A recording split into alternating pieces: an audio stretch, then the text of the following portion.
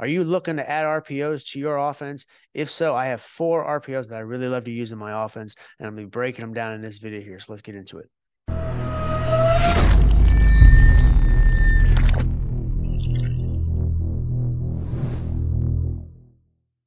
Like I said in the intro, we are going to be talking about my 4 favorite RPOs that I like to implement into my offense. But before we do that, welcome to the channel. If this is your first time here, I'm Coach Ross.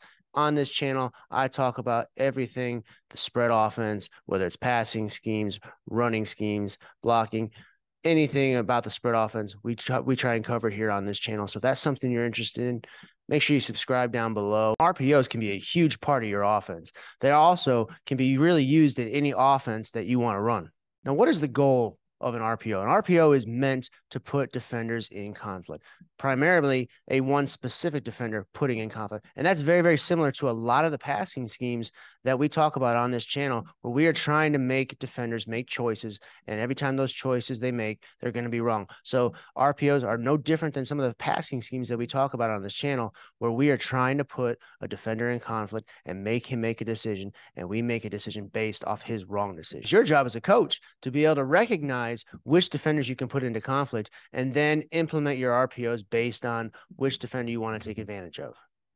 So how do you do that? How do you put that defender in conflict? Well, I'm going to go over 4 different types of RPOs that I like to use in my offense that you could implement and put into your offense today, and you will see amazing results. First RPO I'm going to talk about is simply just an attachment to the run game. All we're going to do is add a bubble or a now screen to the run game. Any concept that you run in, whether it's counter, inside zone, power, you add on that bubble, and simply what you're going to do is have the quarterback count the numbers in the box. Where do you have the numbers advantage? Do you have it on the outside with the screen, or do you have it inside on the run game? And based on that, quarterback can choose which play to run based on the advantage. The first RPO that I like to use, I really like to use, is essentially just an attachment of the run game. Really what it is we attach screens to every single run. So in this example here, I'm going to show an inside zone to the right. And what we're going to do is you can either attach a bubble screen or even a now screen to either side of the formation. And essentially what you are letting your quarterback do is you are letting him count the numbers in the box. Where are the numbers advantageous for the play to be successful? So in other words, do we have the advantage in the passing game through the screen game, or do we have the numbers to run the ball? And the quarterback has that option to choose. So in this case, we would have our receiver here. We would have him just run a simple bubble screen, and our X here is essentially just blocking the most dangerous man right there. And quarterback comes to the line, and he simply just looks at the numbers, counts the numbers. We have 2-on-2 on this side over here, and we also have a 3/2 to the receiver on this side. So we can technically run the bubble to both sides and have them block the most dangerous man. The quarterback simply just counts the numbers. Where is it advantageous? So technically there is a 6-man box right now, so that's one more than the line can block. So we have 2/2 over here, advantageous for us to then pull the ball and throw the bubble screen. So this is something that you can add in to every single run concept that you have. You can attach a bubble to it. You can even also, if you wanted to, you could just, instead of running the bubble, you could run the now screen. So essentially you just have him take one step up and come back and retrace. And then you have your slot receiver block most dangerous man. Or it could be a one step and just turn around, one step and then go up the field. And the same thing over here if you wanted to. He's blocking most dangerous man.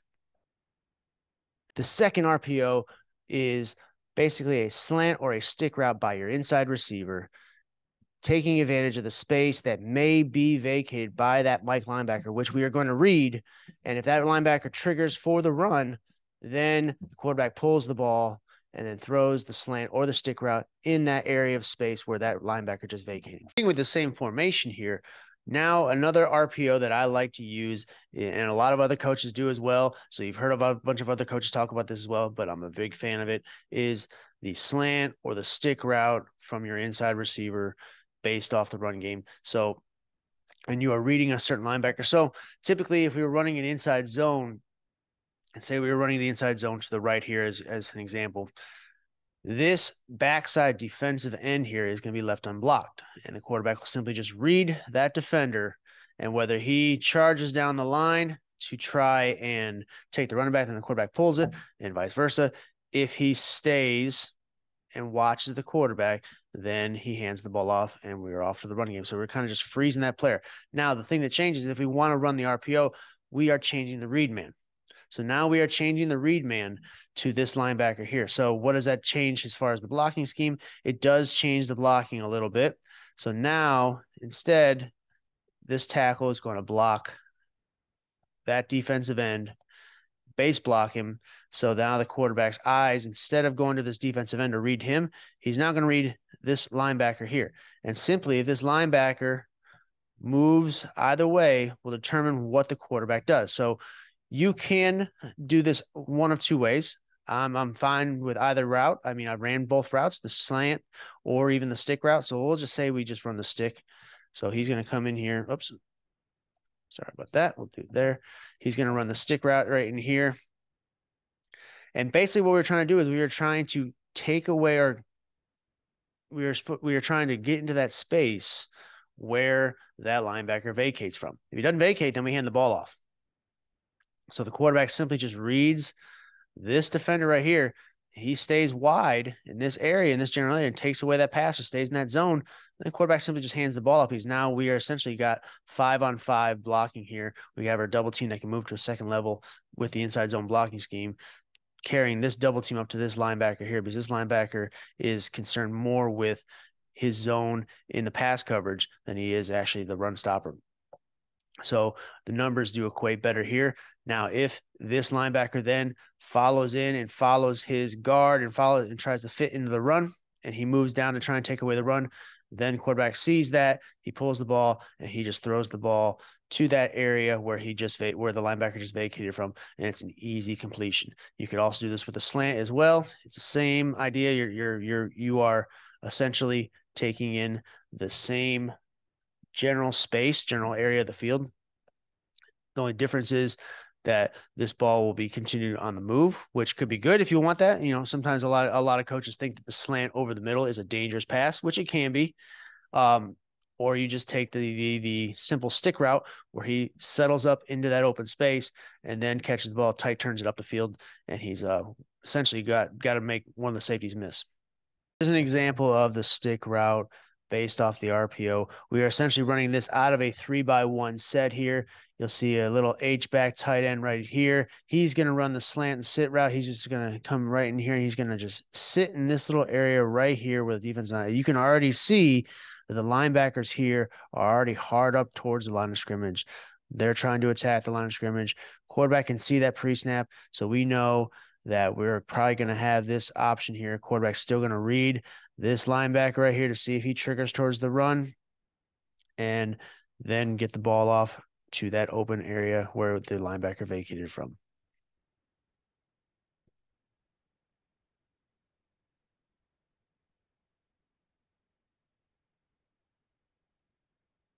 Hey, if you're enjoying this video, make sure you give it a thumbs up. Also, if you like this content, make sure you subscribe to the channel if you've not done so already. The third RPO that I like to use gets motion involved. I like to use orbit motion and widen out the defense to see if that Mike linebacker widens out. So we are still reading that Mike linebacker. If he widens out with the orbit motion, then the quarterback simply just hands the ball off. If he stays put or he triggers with the run, then the quarterback can pull the ball and flip the ball out to the flats to a speedy receiver who essentially already has his screen set up with two blockers in front of him on the outside. Another thing I like to do here with the same inside zone run scheme is now add a little bit of motion and create an RPO off that. So I like to use a little bit of orbit motion here. So we will send this receiver in an orbit motion around, and this is terrible. Another RPO that I like to use is instituting motion into this. So we're going to use orbit motion to send this receiver around the line of scrimmage, and then he's going to come out here into the flats. We are still going to run our inside zone here. And since we are running this RPO here, again, the line call or the call for the play itself changes a little bit. So again, you have to let the defense or the offensive line know, the tackle, that backside tackle knows that he has to base block. So that is a simple little call into the play that can be built into the play. It could be a simple little signal, letting that tackle know that he is responsible for that defensive end, not necessarily working up to the double team with that backside guard. So you do have to let that backside tackle know what his responsibility is as if you're running this type of an RPO. And again, the read is simple with this linebacker here. And really the read is all this. If this linebacker stays in this area and generally just fits the run, then quarterback pulls the ball and throws out here flats, because now we have two blockers right here that essentially are setting up almost like a screen pass out here to the flats. Or now, if this linebacker widens out to chase that motion, then simply the quarterback just hands the ball off. And again, now we have the numbers. So it's all about equating numbers to your scheme and where do the numbers give you the best advantage. Here's an example of the RPO using the orbit motion here. This receiver right here is going to come in that orbit motion. This defender is who we're trying to take advantage of here. So if the rule is, if this defender widens out, especially with the orbit motion, then the quarterback simply just hands the ball off. But if that defender shrinks down and tries to take away the run, then this orbit motion is available all day. And you can see the space that opens up in the flats for it. So we're going to run through that right now.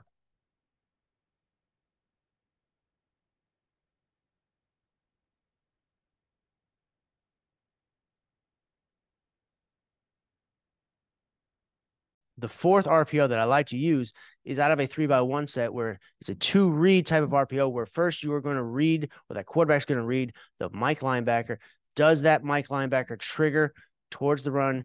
If he does, quarterback simply just pulls the ball, and now his read goes to an overhang defender over the trips, and you are throwing a slant route and an arrow route to that spot. Does that defender take the slant? If he does, you throw the arrow, and vice versa. If he takes the arrow, you throw the slant.